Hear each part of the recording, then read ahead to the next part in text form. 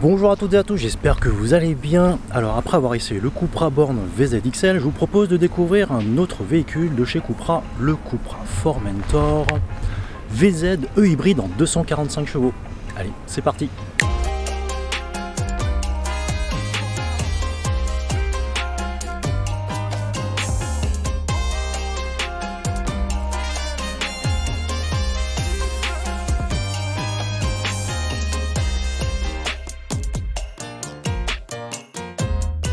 Le Formentor est le deuxième modèle de chez Cupra après le Cupra ATK. C'est un modèle 100% exclusif de chez Cupra car les autres véhicules sont dérivés de chez Seat, tout comme l'ATK donc, la Leon ou encore de chez Volkswagen avec le Cupra Born. Alors parlons un peu technique et caractéristiques. Ce Formentor est basé sur la plateforme MQB Evo qui est utilisée par beaucoup de véhicules du groupe Volkswagen. Le Formentor mesure 4,45 m de long pour 1,84 m de large et 1,51 m de haut. L'empattement quant à lui est de 2,58 m. Comme le modèle à l'essai est un hybride rechargeable, le coffre n'a qu'une capacité de 345 litres au lieu de 420 litres sur les modèles 100% thermiques. La batterie de 12,8 kWh venant manger un peu d'espace. Sous le capot, on dispose de deux moteurs, un 1,4 litre TSI de 150 chevaux et 250 Nm de couple, et un moteur électrique de 116 chevaux et 330 Nm de couple. On a une puissance cumulée de 245 chevaux et 400 Nm de couple. Tout cela accouplé à la boîte double embrayage DSG 6 rapports. On a donc une batterie lithium-ion de 12,8 kWh, ce qui permet, d'après le protocole WLTP, de faire entre 53 et 63 km. En termes de design, le Formentor n'est pas aussi haut qu'un ATK et perso je le considère plus comme un crossover qu'un SUV. Alors d'ailleurs quand on le regarde de profil, avec son long capot et sa chute de pavillon, il me fait penser à la Mercedes GLA de première génération et c'est tout à son honneur, ou encore à l'Infiniti FX avec son long capot et pareil avec un pare-brise arrière incliné. Alors ça lui donne vraiment un côté premium et haut de gamme je trouve.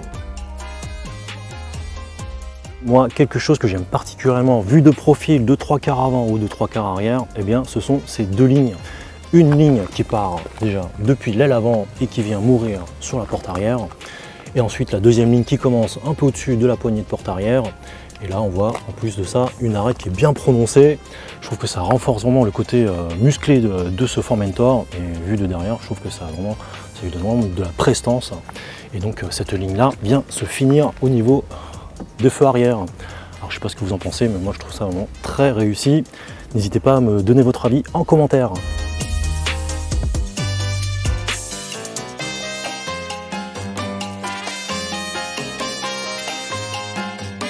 L'intérieur est repris de la Leon, à la différence que sur la partie supérieure de la planche de bord, il y a des surpiqûres couleur cuivre. Ça donne encore une impression de sportivité et de premium. Pour avoir essayé le Skoda Enyaq Coupé RS, l'ID3 restylé ou encore le Cupra Born, eh bien les sièges avant sport sont vraiment très bien réalisés, on a un bon maintien latéral. Ici on a l'option cuir noir asphalte d'une très bonne qualité, l'assise est un peu ferme mais ça reste confortable et ça respire vraiment la qualité. Le siège conducteur quant à lui dispose de réglages électriques ainsi que de 3 mémoires.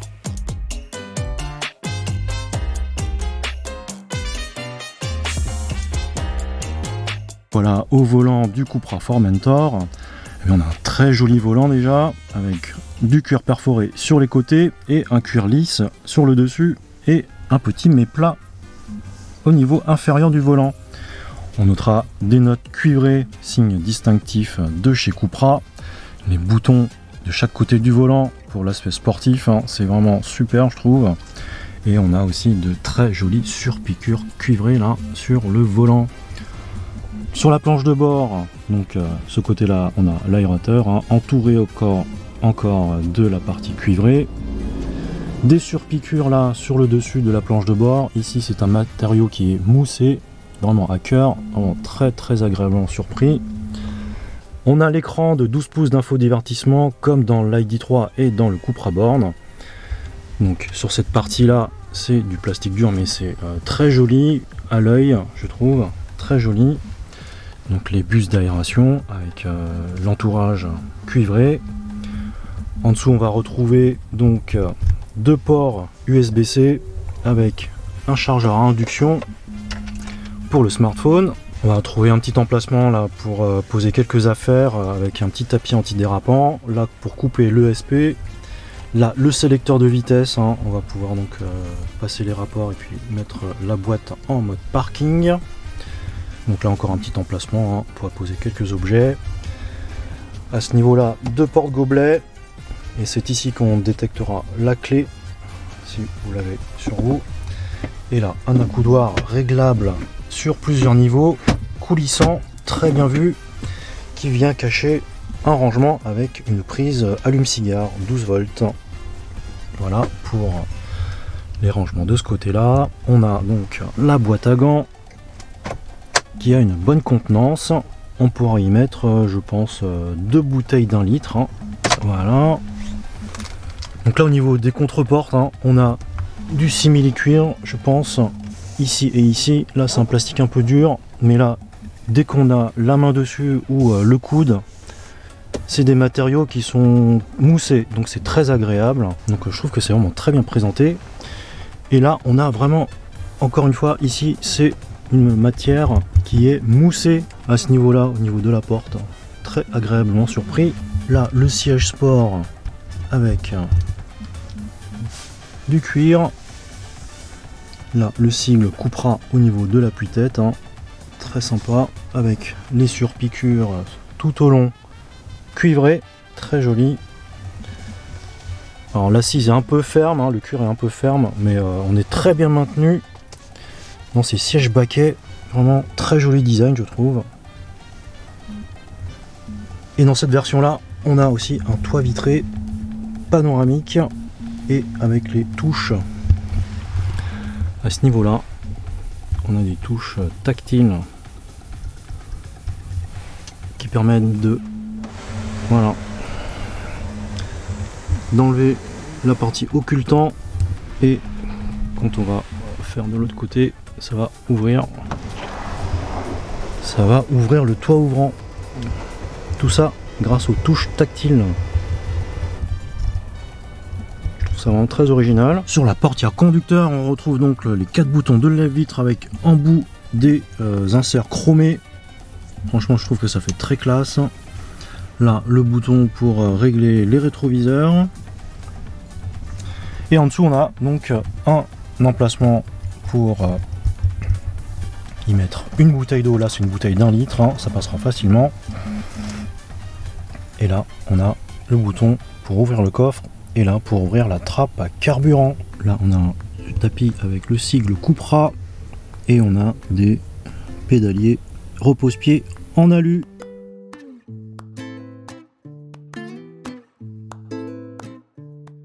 Alors sur la partie gauche, on a les mêmes commandes tactiles que dans les Cupra Born et dans l'ID3 et dans tous les ID.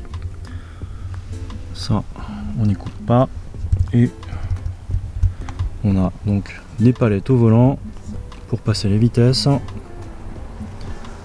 Des touches de chaque côté du volant qui ne sont pas tactiles, contrairement au Cupra Born et contrairement à l'ID3.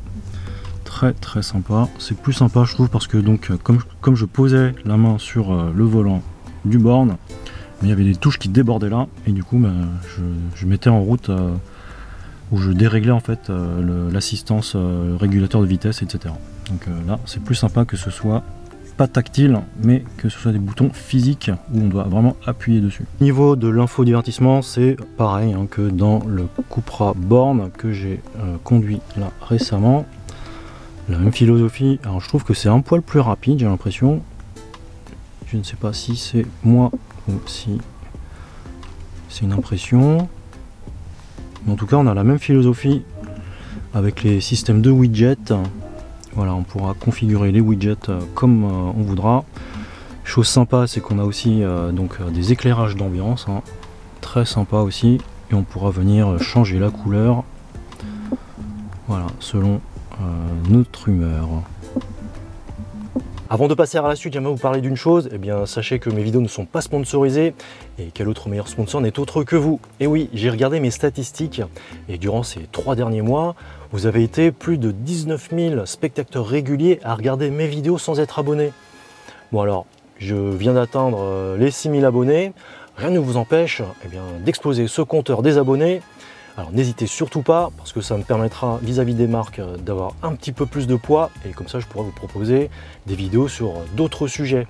Il faut savoir que vous avez été presque 125 000 nouveaux spectateurs sur ma chaîne, alors n'hésitez vraiment pas à vous abonner, j'insiste vraiment, c'est très important pour la vie de la chaîne, et je vous en remercie du fond du cœur. Et n'oubliez pas de cliquer sur la cloche pour ne pas rater mes prochaines vidéos.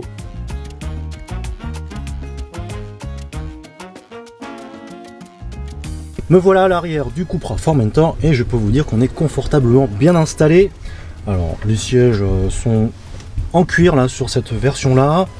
On peut régler donc l'appui-tête à l'arrière. On a une très belle garde au toit, hein, mieux que dans le Cupra Born. Et on a aussi une très belle habitabilité au niveau des jambes. Là j'ai réglé le siège selon ma position de conduite. Alors moi je conduis assez près du volant. Et du coup j'ai vraiment beaucoup de place au niveau des jambes. On a aussi la possibilité de régler la climatisation.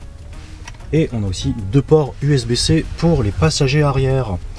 On a la possibilité d'un petit rangement donc derrière les sièges avant.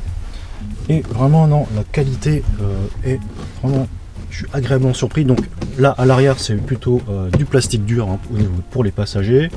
On a la vitre qui est un peu petite, hein, mais du coup de l'extérieur ça renforce donc le côté sportif de ce Cupra Formentor. Je trouve vraiment très joli de l'extérieur. Et là on a aussi droit à un petit accoudoir avec 2 porte-gobelets, plutôt pratique, hein, très sympa. Et on a aussi une trappe à ski, comme on peut le voir. Hop. On pourra accéder au coffre à l'arrière où on pourra mettre des skis ou des objets un peu longs. Voilà, très pratique dans ce Cupra Formentor. Alors par contre le passager du milieu sera le moins bien loti. Bon, déjà au niveau de l'assise c'est un peu relevé. Et on a aussi un grand tunnel de transmission là en plein milieu. Donc il va devoir être à califourchon à l'arrière. Alors au niveau de l'autonomie, comptez donc selon le type de trajet. Si vous faites, c'est en ville hein, qu'on va faire le plus de kilomètres avec toutes les phases de démarrage, de freinage. Donc faites de l'éco-conduite en faisant du roue libre et du freinage régénératif. Là, vous pourrez espérer, selon les saisons et les types de trajets, les reliefs, vous pourrez compter entre 45 et 50 km. Et donc là, sur le trajet de 87 km, alors on peut voir que j'ai effectué 49 km en tout électrique, donc 56% du trajet en full électrique. Donc ça, c'est vraiment pas mal. Donc au total, hein, j'ai fait 3,7 litres au 100 et je peux vous dire que j'ai quand même fait quelques petites portions en mode Cupra. J'ai fait quelques accélérations pour tester ce mode là et j'ai consommé 11 kWh au 100 sur les 87 km de test. Si vous savez que vous allez faire un trajet de plus d'une cinquantaine de kilomètres sur ce type de véhicule là, et bien mettez, alors quand vous allez accéder à l'autoroute, donc quand vous êtes en ville, roulez en électrique jusqu'à ce que vous soyez sur l'autoroute et ensuite mettez le mode hybride. Mettez le mode hybride car quand vous êtes à vitesse stabilisée, le système va gérer automatiquement la recharge de la batterie. Et comme c'est à vitesse stabilisée, et c'est là que ce sera le plus efficient pour recharger la batterie. Alors que si vous forcez la recharge de la batterie par le moteur thermique, c'est là que vous aurez la plus grosse consommation. Et c'est ce que je constate à chaque fois que je regarde des tests sur des hybrides rechargeables. Ils vident complètement la batterie et ils rechargent la batterie via le moteur thermique. Et là, c'est vraiment un non-sens économique, voire même écologique. Et en tout cas, le mieux, c'est si vous savez que vous allez dépasser l'autonomie de la batterie électrique, eh bien roulez le plus possible en mode hybride. Là comme ça vous allez préserver donc la batterie pour avoir le plus d'autonomie possible et comme ça vous allez être le plus efficient. Donc sur les trajets sur autoroute par exemple, roulez en mode hybride.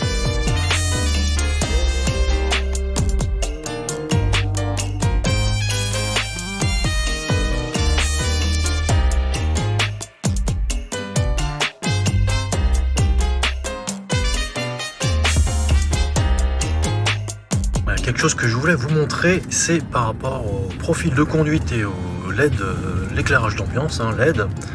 Et donc là, je suis en mode confort. Donc on a un éclairage qui est bleu. Là, je passe en mode sport. Un éclairage rouge, hein, classique. Alors quand on passe sur le mode Cupra, là, ça change en fait. En fait, l'éclairage là, eh ben, va s'intensifier par rapport à la pédale d'accélérateur. Donc si je n'accélère plus, hop, ça s'éteint. C'est vraiment bien pensé, je trouve. Donc quand vous appuyez sur l'accélérateur, vous voyez que ça s'allume en fait, en mode Cupra. Alors là, si je mets le pied dedans, on va entendre le bruit de V8 artificiel là. Donc voilà, je trouve ça vraiment un très joli clin d'œil. Et là, je passe en mode individuel. Donc là, j'ai mis violet sur le dessus et bleu au niveau des portières. Voilà ce que ça donne au niveau de l'éclairage d'ambiance sur le Cupra Formentor. Donc dernier point conso, je m'apprête à restituer le véhicule à Cupra. Et donc là, vous voyez, depuis la banlieue sud parisienne jusqu'à Paris, j'ai effectué 22 km et l'ordinateur de bord me dit que je peux encore faire 47 km. Alors donc ça fait un peu moins de 70 km hein, au total. Donc bon, il faut savoir que ça dépend vraiment des conditions de circulation, de la météo, etc. Et puis aussi si vous utilisez ou pas la climatisation ou le chauffage. Donc là c'est vraiment dans le monde idéal, hein, ça roulait plutôt bien. Sachant que précédemment j'avais fait avec la batterie, j'avais pu faire 43 km que en électrique. Donc ça dépend vraiment des conditions de circulation. Mais voilà, si vous faites de l'éco-conduite, que vous n'utilisez pas le chauffage ni la climatisation, vous pourrez dépasser les valeurs WLTP annoncées par Cupra. Ensuite, combiné donc au thermique, alors moi quand j'avais la Passat GTE, j'avais une consommation sur 662 km, j'avais une consommation de 6,5 litres. Sachant qu'on a le même moteur 1,4 litre TSI de 150 chevaux, on peut tabler raisonnablement sur les mêmes valeurs, aux alentours de 6,5 litres de moyenne sur autoroute. Donc, ce qui nous permettra, avec le petit réservoir de 40 litres, de pouvoir faire entre 600 et 650 km, hein, donc, ce qui est tout de même assez raisonnable. Pour avoir roulé quand même plus d'1 an en Passat GTE, je peux vous dire que j'ai vraiment fait beaucoup d'économies, le fait de recharger la batterie à destination. J'ai roulé donc plus de 80% du temps en électrique, les 20% du temps étant les voyages sur autoroute hein, pendant les vacances d'été ou les vacances d'hiver. Donc vous voyez, ça ne m'a vraiment pas coûté grand chose quand j'ai roulé en Passat GTE. Donc comme vous avez la même technologie sur ce Formentor VZ E hybride, vous allez faire des économies sur le plan de la recharge hein, en électrique, hein, le peu que vous jouez le jeu. Et moi, un équipement que j'apprécie particulièrement dans le groupe Volkswagen, eh bien, c'est le Digital Cockpit ou le Virtual Cockpit selon les marques. Et dans ce Formentor, par rapport au Seat Tarraco, eh bien, je trouve qu'il y a, j'ai l'impression qu'il y a quand même plus de vues, plus de possibilités de paramétrage, de configuration. Donc ça nous permettra, eh bien, selon nos humeurs, de ne pas s'ennuyer à bord de ce Formentor. Et moi qui avais eu donc la Passat GTE, j'avais l'affichage tête haute. Et bien là, ça ne m'a vraiment pas manqué du tout à bord de ce Formentor. Alors, autre chose que j'apprécie particulièrement, et ça c'est la technologie hybride rechargeable.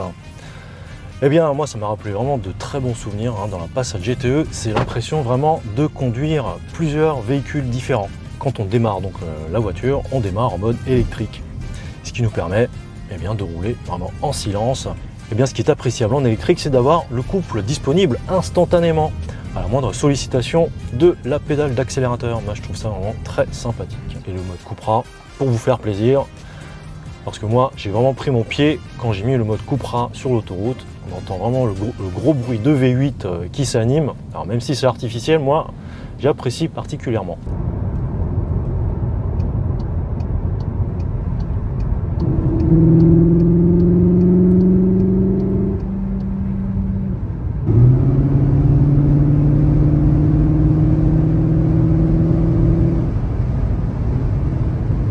Alors vous l'aurez compris, l'expérience à bord de ce Cupra Formentor est globalement positive, mais j'ai tout de même noté quelques points négatifs, notamment liés à la technologie hybride rechargeable.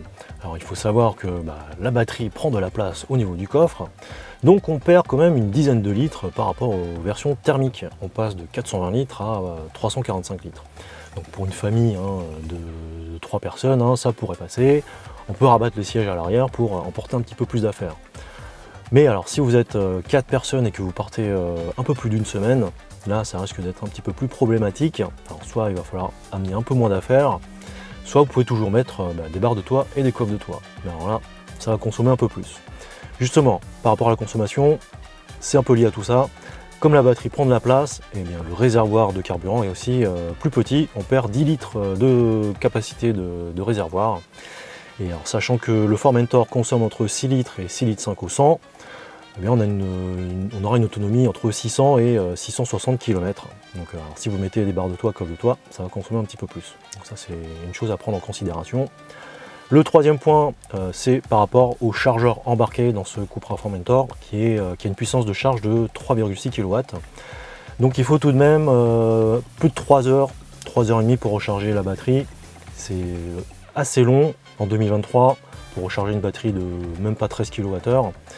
Sachant que sur les voitures électriques, on passe de 20 à 80% en à peine une demi-heure. Donc je trouve dommage qu'il n'y ait même pas une puissance d'au moins 7, voire un peu plus, pour récupérer l'autonomie en un temps assez rapide. Sachant que moi, quand j'avais la Passat GTE, il y avait tout de même un chargeur de 7 kW. Ça permet de recharger la batterie entre 1h30 et 2 heures. Donc voilà. Bon après, si vous travaillez dans un bureau, que vous laissez votre véhicule garé entre 9h et 18h, entre 9h et midi, le véhicule est rechargé, ce qui vous permettra de libérer votre place pour laisser les autres personnes se recharger. Donc voilà les 3 défauts qu'il faut savoir sur la technologie hybride rechargeable sur ce Cupra Formentor. Alors pour avoir eu une Passat GTE SW, d'ailleurs c'était ma première vidéo sur ma chaîne, pour avoir essayé récemment le Cupra Born et pour avoir conduit un Seat Tarraco pendant les vacances de Pâques, eh bien j'ai pas été dépaysé à bord de ce Cupra Formentor. Alors moi j'étais agréablement surpris par l'ambiance générale à bord, la qualité de fabrication, les matériaux utilisés dans ce Cupra. Vraiment j'étais épaté. Là on a vraiment des plastiques moussés là sur la contreporte, sur la planche de bord. On a du simili-cuir sur les contreportes, aux poignées de porte. Ça c'est vraiment un très bon point dans ce Cupra Formentor. Alors ce qui m'a un peu surpris quand j'ai pris en main le véhicule, en fait c'est son long capot, comme je vous disais au niveau du design. Eh bien moi ça me rappelle, pour avoir conduit un Mercedes GLA de première génération, ça m'a donné vraiment la même impression d'avoir un capot long avec les 2 nervures là sur le capot. Je trouve que ça donne vraiment un autre standing à ce Formentor et ça vient vraiment se démarquer par rapport aux autres véhicules sur le marché. Alors pour vous parler des tarifs, ce Cupra Formentor VZ hybride rechargeable 245 chevaux est disponible à partir de 53 250 €. Et alors ce modèle d'essai dispose de pas mal d'options, notamment de la peinture gris mat magnétique, des jantes 19 pouces Black Copper, on a aussi les freins Brembo et le châssis adaptatif DCC que je trouve super pertinent sur ce Cupra Formentor. On a aussi le pack Drive Assist XL. À l'intérieur, on va avoir le volant Super Sport avec les boutons au volant, le bouton Cupra. On a aussi les magnifiques sièges sport gainés de cuir noir. On a le toit vitré panoramique et donc tout ça pour un tarif qui dépasse les 60 000 €. Alors, si comme moi, à l'époque, moi quand je roulais dans la Passat GTE, si vous faites 80% de vos trajets en électrique, et que vous rechargez à destination, que ce soit au travail, en allant faire vos courses ou même chez soi, je peux vous garantir que vous allez vraiment économiser pas mal d'argent parce que moi à l'époque j'ai dû faire 4 pleins dans l'année juste au moment de partir en vacances et c'est tout ce que j'ai fait en plus de la révision annuelle. Donc voilà ce que vous pourrez économiser en roulant en véhicule hybride rechargeable.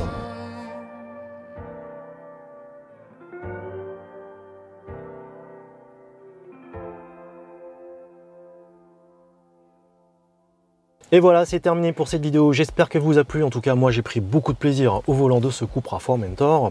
Je remercie Cupra de m'avoir prêté ce véhicule. Et n'hésitez surtout pas à vous exprimer en commentaire, à me dire si vous aimez ou pas le design de cette Cupra Formentor. Est-ce que l'hybride rechargeable est pour vous une solution pertinente pour la transition à l'électrique? N'hésitez surtout pas à me dire tout ça en commentaire. Je m'y ferai un plaisir de vous répondre dans la joie et la bonne humeur. Et surtout, n'oubliez pas de vous abonner, c'est très important comme je vous l'avais dit. N'hésitez surtout pas à m'exploser ce compteur des abonnés et à cliquer sur la cloche pour ne pas rater ma prochaine vidéo. Et bien sur ce, je vous dis, prenez soin de vous, portez-vous bien, attention sur la route et je vous dis à la prochaine. Allez, salut!